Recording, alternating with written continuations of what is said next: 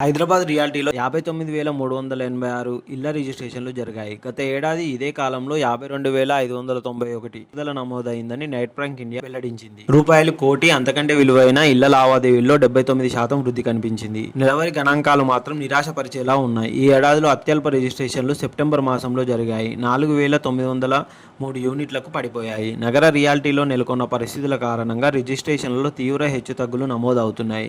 జనవరిలో 5,444 యూనిట్లు కాగా అత్యధికంగా జూలైలో 8,781 ఇళ్లు రిజిస్ట్రేషన్ అయ్యాయి. ప్రభుత్వ భూముల ధరలు సవరిస్తుందనే ప్రచారం నేపథ్యంలో ఎక్కువ మంది రిజిస్ట్రేషన్లు చేయించుకున్నారు. ఆ తర్వాత ఆగస్టులో సాధారణంగా జరిగాయి. సెప్టెంబర్ నెలకు వచ్చేసరికి జూలైతో పోలిస్తే దాదాపుగా సగానికి పడిపోయాయి. హైడ్రా అలజడినే ఇందుకు కారణమని నిర్మాణ సంఘాలు అంటున్నాయి. ఇళ్ల విలువ పరంగా చూస్తే కనుక 50 లక్షల లోపు ధరలో ఉన్న స్థిరాస్తుల రిజిస్ట్రేషన్లు జనవరి నుంచి సెప్టెంబర్ వరకు 2023లో 36,685 జరిగితే ఈసారి 35,538 మాత్రమే జరిగాయి. 3% తగ్గుదల కనిపించింది. రూపాయలు 50 లక్షల నుంచి కోటి మధ్య ఉన్న నివాసాలు గత సంవత్సరం 11,139 రిజిస్ట్రేషన్లు నమోదు కాగా ఈసారి 15,298కి పెరిగాయి. 37% వృద్ధి నమోదైంది.